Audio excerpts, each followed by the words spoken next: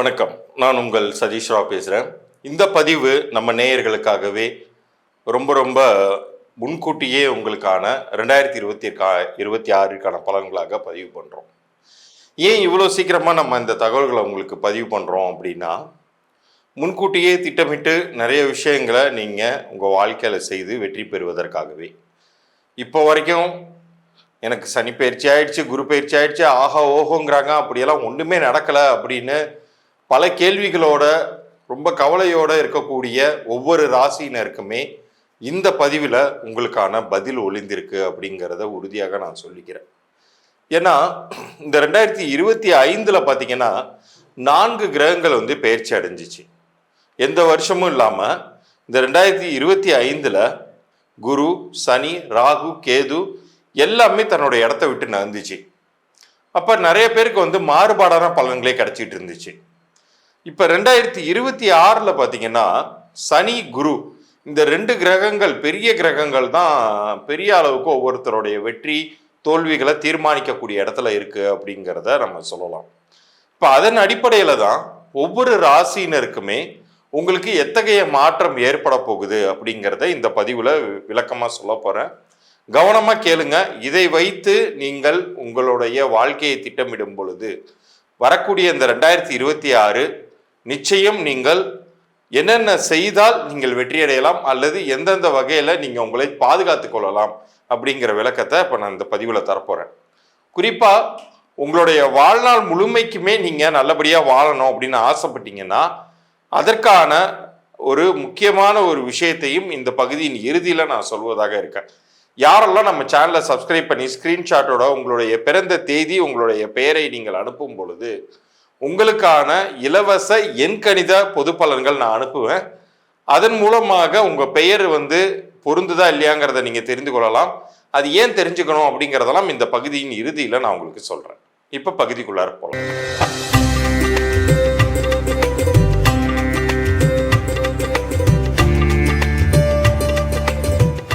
கடகராசிக்கு இந்த வருடம் எப்படி இருக்க போகுது? கடகத்தை பொறுத்த வரைக்கும் எல்லா பாடுகளையும் பட்டுட்டீங்க. படாத பாடுகள் இல்லை. கரும்பை மிஷினுக்குள்ளார அணிச்சது மாதிரி சக்கையாக்கி கிடக்குறீங்க நீங்கள் அப்படின்னு சொல்லலாம். ஆனால் இந்த அஷ்டம சனி முடிஞ்சிருச்சு அப்படின்னு சொல்லிட்டு 2025 முழுக்க எல்லாரும் முழங்கி கொண்டிருந்தாலும் அது வாக்கிய ரீதியாக 7.5 சனி இன்னும் அஷ்டம சனி இன்னும் முடியல, இன்னும் உங்களை வச்சு துவைச்சிட்டு தான் இருக்கு அப்படின்னு எல்லாரும் சொல்லியிருப்பாங்க. நீங்களுமே நிகழ்காலத்தில் நிஜத்தில் அப்படிதான் சார் இருக்கு, எல்லாரும் நல்லா இருக்குங்கிறாங்க, ஆனால் எனக்கு ரிசல்ட்டாக தெரியல சார் லைஃப்பில் அப்படின்னு நீங்கள் நினச்சிருந்துருப்பீங்க. ஆனால் இந்த 2026 பொறுத்த வரைக்கும் வாக்கிய ரீதியாகவும் சனி பயிற்சி அடைஞ்சிடறாரு. இப்போ இந்த 2026 பிறந்ததுக்கு அப்புறம் பார்ப்பீங்க, திருநள்ளாறுலேருந்து ஒரு அனௌன்ஸ்மெண்ட் வரும். இப்போ சனி பயிற்சிக்கான பூஜைகள் நடப்பெற போகுது, அன்னைக்கு அந்த கோயிலில் விசேஷமான யாகங்கள் நடப்பெற போகுது அப்படின்லாம் வரும். ஸோ இந்த 2026 ஒரு விஷயம் உறுதியாக உங்களுக்கு பலன் தரப்போகிறது. அஷ்டம சனி முழுவதுமாக விலகிவிட்டது அப்படிங்கிறத பரிபூர்ணமாக நீங்கள் ஏற்றுக்கொள்ளலாம். அப்போ வாக்கிய ரீதியாகவும் அது மாறிடுச்சு, திருக்கணித ரீதியாக முன்னாடியே மாறிடுச்சுன்னு வச்சுக்கோம். பட் இப்போ இந்த வருஷம் வெரி வெல் அஷ்யூர்டாக நீங்கள் அஷ்டம சனியின் பிடியில் இருந்து வெளியில் வருகிறீர்கள். உங்களுக்கு இது பொற்காலம், நற்காலம். காரணம் சனி மட்டும் கிடையாது, குருவும் தான். ஏன்னா குரு உங்கள் ராசியின் மீதே அமர்கிறார். அமர்ந்து அவர் 5, 7, 9 இடங்களை பார்வை செய்கிறார். இதில் 5 அப்படிங்கிறது பூர்வ புண்ணிய ஸ்தானம். இந்த பூர்வ புண்ணிய ஸ்தானத்தின் மீது குருவின் பார்வை விழும் பொழுது உங்களுடைய லைஃபே சுபிட்சம் அடையுங்க. இவ்வளோ நாள் நல்லது நடக்காம தள்ளி போன விஷயங்கள் எல்லாமே இப்போ உங்களை தேடி வரும். என்னன்னா பூர்வ புண்ணிய கணக்கு, நீங்க எந்த அளவுக்கு நல்லது பண்ணியிருப்பீங்களோ அதற்கான புண்ணியங்கள் அப்படிங்கிறது வெயிட் பண்ணிக்கிட்டு இருக்கோம் உங்களுக்கு நல்லது பண்றதுக்கு. அதுக்கான வாய்ப்பு இந்த வருடம் உங்களுக்கு ஓப்பன் அப் ஆகுது. நீங்க டெபாசிட் பண்ணி வச்சிருந்த அமௌண்ட் இப்போ உங்க கைக்கு வரும் அப்படின்னு சொல்லலாமே. உண்மையிலே சொல்றேன், இந்த வருடம் நீங்க எந்த பத்தியும் கவலைப்படாம வேற ஏதாச்சும் ஒரு சேனல்ல நெகட்டிவா ஏதாச்சும் சொன்னா கூட அதெல்லாம் மண்டையில ஏத்திக்காதீங்க. உண்மையிலேயே இது ஒரு பொற்காலமான ஆண்டாக இருக்க போகுது. உங்களுடைய முயற்சிகளுக்கு குறை வைக்காம நீங்கள் முயன்று வந்தாலே போதுமானது. உத்தியோக உயர்வாகட்டும், தொழில் உயர்வாகட்டும், இது ரெண்டுமே உங்களுக்கு கிடைக்கக்கூடிய நற்காலமாக இருக்குது. சரி, அப்ப எதுல தான் நம்ம ஜாக்கிரதையா இருக்கணும் அப்படின்னு நீங்க கேட்டீங்கன்னா, சனி அப்படிங்கிற கிரகத்தை பற்றியும் நம்ம மனசுல வச்சுக்கணும்.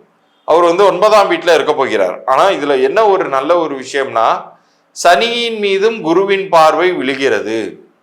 அதனால சனியினால் பெரிய கெடுதல்கள் எதுவும் செய்திட முடியாதுனாலுமே சிலர் உங்களை நம்ப வைத்து மோசடி பண்ணக்கூடிய நபர்கள் வருவார்கள். எந்த ஒரு புதிய நபர்களையும் நம்பி விடாதீர்கள். ஜாமீன் கையெழுத்து போட்டுறாதீங்க. குரு கடைசி நிமிஷத்துலயாச்சும் உள்ளுணர்வாக உங்களுக்கு சில சிக்னல்ஸை காமிச்சு அதுலேருந்து காப்பாற்றுவார். சில நண்பர்கள் திடீர்னு உங்களுக்கு அட்வைஸ் பண்ணுவாங்க, அதில் போய் தயவு செய்து சேர்ந்துடாத, இந்த நபரை நம்பிடாத அப்படின்னு. அதெல்லாம் ஒரு முறைக்கு பல முறை கூர்ந்து ஆராய்ந்து ஒரு விஷயத்திலையும் நீங்கள் செயல்பட்டீங்கனாலே போதும். இந்த 2026 ரொம்ப சேஃபாகவே நீங்கள் கடந்து வந்துட முடியும்.